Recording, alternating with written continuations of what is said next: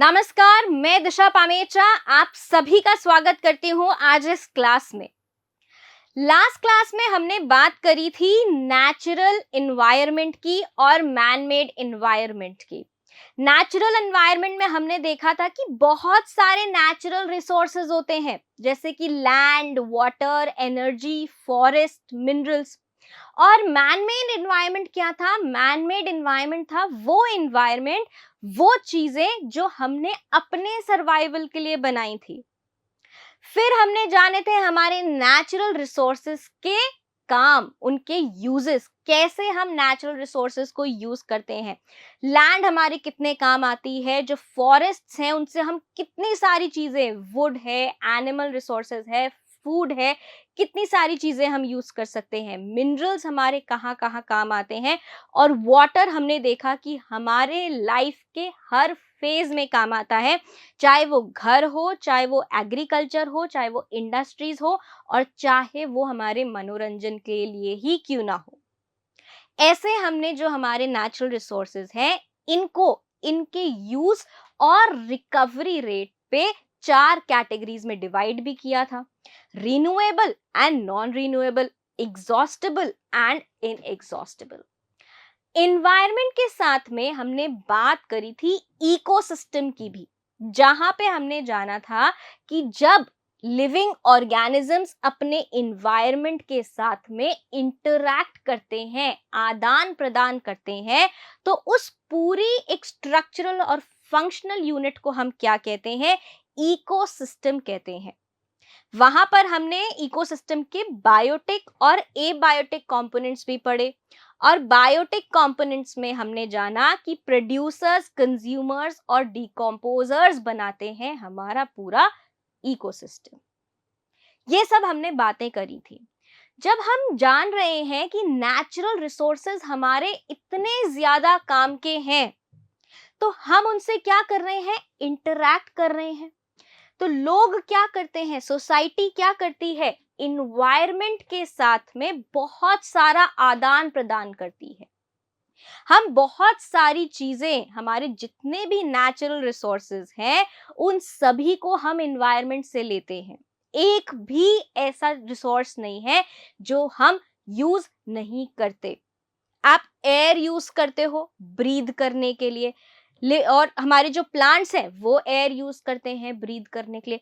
Water, plants को, animals को, human beings को, सारे लिविंग ऑर्गेनिजम्स को अपने सर्वाइवल के लिए क्या चाहिए? पानी चाहिए। अगर आपको याद हो, हमने 5 चीजें पढ़ी थी वहां पर, जो लिविंग ऑर्गेनिजम्स को जरूरी हैं उनके सर्वाइवल के लिए, जिसमें आ रहा था हमारा फूड, वाटर, एनर्जी, शेल्टर और एयर। ये सारी चीजें क्या हैं? ये सारी चीजें एक लिविंग ऑर्गेनिज्म के जिंदा रहने के लिए जरूरी हैं। तो ये सारी चीजें हम एनवायरनमेंट से लेंगे, और हम काफी सारी चीजें एनवायरनमेंट को देते भी हैं। बदले में क्या देते हैं हम एनवायरनमेंट को? हम देते हैं वेस्ट, हम देते हैं पोल्यूशन, हम देते हैं ओवर एक्सप्लॉइटेशन। माइनिंग करते हैं तो इतनी ज्यादा जमीन खोद के चीजें निकाल लेते हैं कि कई बार लैंडस्लाइड्स भी हो जाती हैं। हम देते हैं इन्वायरमेंट में, एयर में क्या दे रहे हैं हम? ऐसी गैसेस दे रहे हैं जिनकी वजह से तापमान बढ़ रहा है। ग्रीन हाउस गैसेस दे रहे हैं, और तापमान, टेम्परेचर के बढ़ने के वजह से क्या हो रहा है? जो हमारे ग्लेशियर्स हैं वो पिघल रहे हैं, और पिघलने की वजह से जो सी का, समुद्र का जो वाटर लेवल है वो बढ़ता जा रहा है, पानी का स्तर बढ़ रहा है, जिससे कि आए ना दिन कभी ना कभी कहीं ना कहीं फ्लड्स आ रहे हैं। तो क्या हो रहा है? हमारे क्लाइमेट में बदलाव आ रहा है, हमारे वेदर चेंज हो रहे हैं। आपने देखा होगा कि जब गर्मियां आनी चाहिए तब तक तो अभी सर्दियां ही चल रही हैं, गर्मियां आगे शिफ्ट हो गई हैं, गर्मियां कम हो गई हैं और बारिशें पहले आ गई हैं, जिसकी वजह से फसलें खराब हो रही हैं। ये सब बातों से हम क्या है? परिचित हैं। तो हम कर क्या रहे हैं? हमारी यहाँ पर जो पॉपुलेशन है वो बहुत ज्यादा बढ़ती जा रही है, और पॉपुलेशन बढ़ रही है तो साथ में जितने मुंह बढ़ रहे हैं उतने पेट भी तो बढ़ रहे हैं। तो खाने की जरूरत भी बढ़ेगी। किसकी जरूरत बढ़ेगी? फूड की जरूरत बढ़ेगी। जितने लोग बढ़ेंगे उतनी ज्यादा शेल्टर की जरूरत बढ़ेगी, एनर्जी की जरूरत बढ़ेगी, वाटर की जरूरत बढ़ेगी और एयर की भी जरूरत बढ़ेगी। जब ये सारी चीजें बढ़ रही हैं और इन सारी चीजों को प्रोड्यूस करने के लिए हमें क्या करना पड़ेगा? इकोनॉमिक एक्टिविटीज करनी पड़ेंगी, ज्यादा खाना प्रोड्यूस करना पड़ेगा, ज्यादा हमारे को घर बनाने पड़ेंगे, ज्यादा एनर्जी चाहिए, ज्यादा बिजली चाहिए। चाहिए कि नहीं चाहिए? इनके बिना क्या हम सरवाइव कर सकते हैं? नहीं कर सकते हैं। तो जब हम इतनी ज्यादा चीजें ले रहे हैं, जितनी हमारी धरती हमें दे सकती है, पृथ्वी हमें दे सकती है, उससे ज्यादा हम जब ले रहे हैं तो हमारे इन्वायरमेंट को क्या होता है? डैमेज होता है। क्या होता है? हमारे इन्वायरमेंट को क्षति पहुंचती है, पर्यावरण को क्षति पहुंचती है। तो ऐसा कुछ संबंध है हमारा और पृथ्वी के बीच में कि हम अपने फायदे के लिए हम क्या कर रहे हैं? इन्वायरमेंट को डैमेज कर रहे हैं। इस इन्वायरमेंट को डैमेज करने के लिए हम काफी सारी एक्टिविटीज करते हैं। सबसे पहले एक्टिविटी देखो, जब हमने नेचुरल रिसोर्सेस पढ़े थे तो हमने देखा था कि बहुत ज्यादा कौन सा रिसोर्स यूज आ रहा है? लैंड और वाटर। लैंड को पाने के लिए हम क्या करते हैं? फॉरेस्ट काट देते हैं। क्या करते हैं? फॉरेस्ट काट देते हैं। अब जब हम फॉरेस्ट काट देते हैं तो फॉरेस्ट जब काटते हैं तो उसमें क्या क्या खोया? वुड खोया, फूड खोया, काफी सारे मेडिसिनल प्लांट्स खो गए। जब हमने पूरा का पूरा फॉरेस्ट हटा दिया तो उसमें रहने वाले जानवर भी तो मरेंगे, क्योंकि उनका घर खत्म हो गया। वो कहाँ रहते थे? पेड़ों पे रहते थे, पौधों पे रहते थे। अब आपने वो सब तो हटा दिए तो वो जानवर भी हटेंगे। तो हमने क्या किया? हमने ओवर एक्सप्लॉयटेशन किया नेचुरल रिसोर्सेज का। जितनी हमें लैंड की जरूरत थी उससे ज्यादा हमने पेड़ हटा दिए। हमने क्या किया? उससे ज्यादा पेड़ हटा दिए, और जितने वक्त में वो पेड़ वापस उगते उतना हमने टाइम नहीं दिया, उससे ज्यादा हमने उसको क्या कर लिया? उससे पहले ही हमने उसको और पेड़ों को हटा लिया। तो वापस रिकवरी भी होने हम नहीं दे रहे। तो हम क्या कर रहे हैं? हम कर रहे हैं over exploitation of natural resources. जितने हैं या जितने की हमारी जरूरत है उससे ज्यादा हम उनको यूज कर रहे हैं। दूसरा हम क्या करते हैं? लैंड रिसोर्सेज के लिए या कृषि एग्रीकल्चर करने के लिए, इंडस्ट्रीज बनाने के लिए पेड़ों को काट देते हैं, डिफॉरेस्टेशन कर देते हैं। और पेड़ हमारे लिए कितना जरूरी है? हमें सांस लेने के लिए क्या चाहिए? ऑक्सीजन चाहिए। कहां से आएगी? प्लांट से आएगी, ट्रीज से आएगी। अगर हम इनको ही काट के हटा देंगे तो क्या हमारा इकोलॉजिकल बैलेंस नहीं बिगड़ेगा? बिल्कुल बिगड़ेगा। क्या हमारे क्लाइमेट में बदलाव नहीं आएगा? बिल्कुल आएगा। तीसरा हम क्या कर रहे हैं? क्योंकि हमारी पॉपुलेशन बढ़ रही है, इकोनॉमिक एक्टिविटीज बढ़ रही हैं, हमें बहुत ज्यादा क्या चाहिए? मेटल चाहिए, नॉन मेटल चाहिए, ज्यादा एल्यूमिनियम चाहिए, आयरन चाहिए। उसके लिए हम क्या कर रहे हैं? धरती को खोदते जा रहे हैं, खोदते जा रहे हैं, खोदते जा रहे हैं, और उसमें से मिनरल्स को, मेटल्स को, नॉन मेटल्स को निकालते जा रहे हैं। तो हम क्या कर रहे हैं? माइनिंग कर रहे हैं। और ये सारे काम करते वक्त हम और क्या कर रहे हैं? हमें पता भी नहीं चल रहा, जिसका जो कि है इन्वायरमेंटल पोल्यूशन। हमारे एयर, वाटर, लैंड में ऐसी चीजों को ऐड करते जा रहे हैं जो कि अनवांटेड है, अवांछनीय है, और वो हमारे एयर को, वाटर को, लैंड को डैमेज कर रही है, खराब कर रही है, उन्हें यूज करने लायक नहीं छोड़ रही है। इसी को हम क्या बोलते हैं? Environmental pollution. उसके बाद में जब हम ये इन्वायरमेंटल पोल्यूशन कर रहे हैं, हम फॉसिल फ्यूल्स की बर्निंग कर रहे हैं, पेट्रोल यूज कर रहे हैं, डीजल यूज कर रहे हैं, हमारे रेफ्रिजरेटर्स में और एयर कंडीशंस में हम क्या यूज कर रहे हैं, कूलेंट्स यूज कर रहे हैं। और इन कूलेंट्स में से, रेफ्रिजरेंट्स में से एरोसॉल्स निकल रहे हैं। कैसे एरोसॉल्स? क्लोरोफ्लोरोकार्बन्स, हाइड्रोक्लोरोफ्लोरोकार्बन्स एंड हाइड्रोफ्लोरोकार्बन्स जैसे ग्रीन हाउसेस निकल रहे हैं। बहुत ज्यादा एमिशन किसका हो रहा है? कार्बन डाइऑक्साइड का हो रहा है, मीथेन का बहुत ज्यादा क्या हो रहा है, हमारा एमिशन हो रहा है। नाइट्रोजन ऑक्साइड्स के बहुत ज्यादा एमिशन हो रहे हैं। तो ये सारी कैसी गैसेस हैं? ग्रीन हाउस गैसेस हैं, जो कि हमारे धरती पर हीट को पकड़ के रख लेती हैं, जकड़ के रख लेती हैं, और जिससे कि हमारा जो टेम्परेचर है, तापमान है, वो बढ़ रहा है। आपने हर साल देखा होगा कि गर्मी रिकॉर्ड तोड़ती है, टेम्परेचर बढ़ता है। बढ़ता है कि नहीं बढ़ता है? क्यों हो रहा है? क्योंकि हमारे अर्थ का तापमान इन गैसेस की वजह से, ग्रीन हाउस गैसेस की वजह से बढ़ रहा है। उसके बाद जो देश हैं, डेवलप्ड देश हैं, अपने आप को और डेवलप्ड बनाने के लिए न्यूक्लियर वेपन्स बनाते हैं, रेडियो एक्टिविटी करते हैं, बायोटेक्नोलॉजी का मिसयूज करते हैं, और इन सभी का जो वेस्ट है वो कहाँ छोड़ते हैं? एयर में, लैंड में, वाटर में। और ये सभी क्या होते हैं? पल्यूट होने लगते हैं। तो हम क्या कर रहे हैं? हम एनवायरनमेंट को बहुत ज्यादा डैमेज कर रहे हैं। आइए बात करते हैं एक एक के बारे में कि कैसे हम हमारे नेचुरल रिसोर्सेज का ओवर एक्सप्लॉयटेशन कर रहे हैं। तो अब हम कर क्या रहे हैं? जितना हमारी धरती हमको दे सकती है, उससे ज्यादा हम उसको यूज कर लेते हैं। हमने एक पीस ऑफ लैंड पे या एक फॉरेस्ट को हमने कट किया, राइट, और हम दूसरे पे पहुंच गए इससे पहले कि ये उग सके, हमने उसको भी कट कर दिया। और ऐसे ही हम कट करते जा रहे हैं। हमारी भी जरूरत है, पॉपुलेशन बढ़ती जा रही है, ज्यादा घर चाहिए, ज्यादा खाना चाहिए, ज्यादा रिसोर्सेस चाहिए, ज्यादा मेटल्स, नॉन मेटल्स, मिनरल्स चाहिए। इन सभी के लिए हम क्या कर रहे हैं? ओवर एक्सप्लॉइट कर रहे हैं, चीजों को यूज करते जा रहे हैं, ज्यादा से ज्यादा यूज करते जा रहे हैं। हर घर में अगर आप देखें तो आजकल 2 गाड़ियां तो होती ही हैं, और 2 व्हीलर्स भी होते हैं।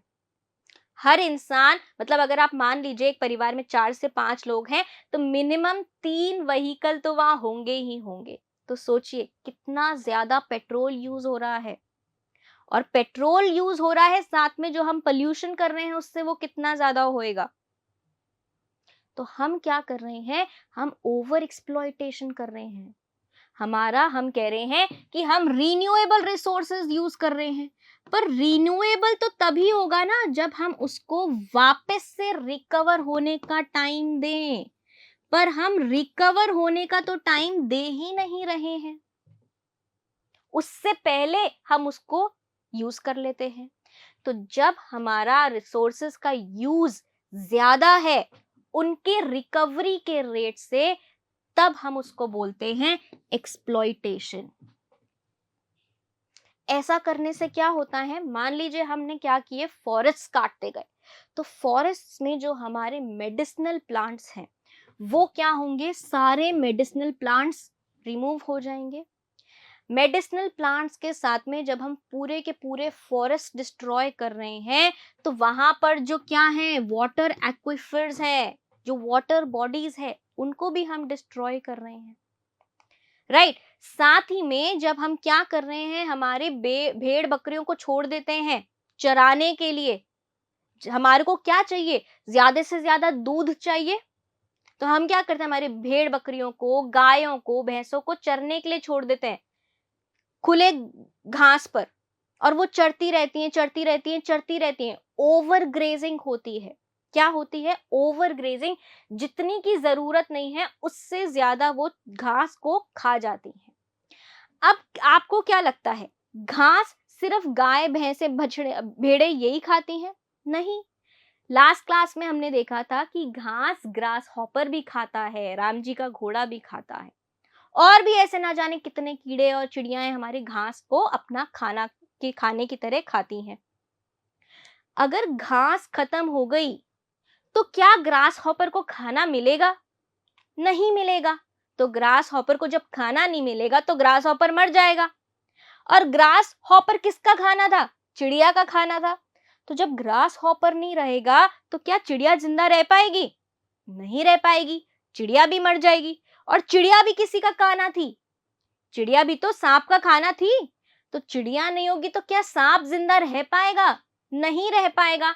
तो आप देखिए यहां पर क्या हो रहा है, ग्रास थी जिसको किसने खाया था? जिसको किसने खाया था? ग्रास हॉपर ने खाया था, खाया था। और ग्रास हॉपर को किसने खाया था? बर्ड ने खाया था। और बर्ड को किसने खाया था? स्नेक ने खाया था। किसने खाया था? स्नेक ने खाया था। अब यहां पर क्या हो रहा है, सारी घास तो ये कौन खा गई? गाय खा गई। तो घास बची? नहीं बचेगी। जब घास नहीं बची तो क्या ग्रास हॉपर का खाना बचा? नहीं बचा। ग्रास हॉपर भी मर जाएगा। ग्रास हॉपर किसका खाना था? बर्ड का खाना था। ग्रास हॉपर नहीं बचा तो बर्ड भी नहीं बचेगी और ऐसे ही स्नेक भी नहीं बचेगा। तो ये जो एक साइकिल थी जो इतने सारे जानवरों को सपोर्ट कर रही थी, वो पूरी की पूरी साइकिल क्या हुई? डिसरप्ट हो गई, इम्बैलेंस हो गई। और ऐसे ना जाने कितने साइकिल्स डिसरप्ट होते होंगे, सिर्फ किस लिए? ओवर ग्रेजिंग की वजह से। ऐसे ही हम क्या करते हैं, ये हम करते हैं, हम जाते हैं समुद्र में, जाते हैं, जाल फेंकते हैं और बहुत सारी मछलियों को बाहर निकाल लेते हैं और उसमें से ना जाने कितनी तो खाई जाती हैं और कितनी सड़ाई जाती हैं। इससे क्या होता है, हमारा बहुत ज्यादा स्पीशीज का लॉस होता है। काफी सारी हमारी मछलियों की जो प्रजातियां हैं वो क्या हो जाती हैं? लॉस्ट हो जाती हैं। ओवरफिशिंग की वजह से, जानवरों का ज्यादा शिकार करने की वजह से काफी सारी स्पीशीज जो होती हैं वो क्या हो जाती हैं? लुप्त हो जाती हैं, एक्सटिंक्ट हो जाती हैं। अब जो एक्सटिंक्ट हो गई वो किसी ना किसी का तो खाना होंगी ना। तो देखिए, जब कोई एक्सटिंक्ट हो जाता है तो एक्सटिंक्ट होने से ऐसा नहीं होता कि फर्क नहीं पड़ता, फर्क पड़ता है। स्पीशीज खत्म होती हैं। बात समझ में आ रही है? तो हमारे ये सारे एक्शंस की वजह से क्या हो रहा है? ओवर एक्सप्लॉयटेशन हो रहा है नेचुरल रिसोर्सेज का। आ रही है बात समझ में? इससे हो क्या रहा है, इससे हमारे पर्यावरण पे क्या प्रभाव पड़ रहे हैं? सबसे पहला प्रभाव आप मुझे बता सकते हो, फॉरेस्ट कितने लोगों के घर होते हैं, कितने जानवरों के, कितने जीवों के घर होते हैं? फॉरेस्ट हमने काट दिया तो क्या हुआ? हमारे घर का लॉस हुआ, हैबिटेट लॉस हुआ, उसमें रहने वाले जानवरों का लॉस हुआ, उन फॉरेस्ट में पाए जाने वाले पेड़ों का लॉस हुआ, जिससे कि क्या हो रहा है, वहां पे जो जानवर रह रहे थे वो लॉस्ट हो गए। तो एक्सटिंक्शन हो गया स्पीशीज का, प्रजातियों की प्रजातियां विलुप्त हो जाती हैं। अब आपने सुना होगा कि क्या यूज किया जाता था पहले एग्रीकल्चर में? डीडीटी यूज किया जाता था।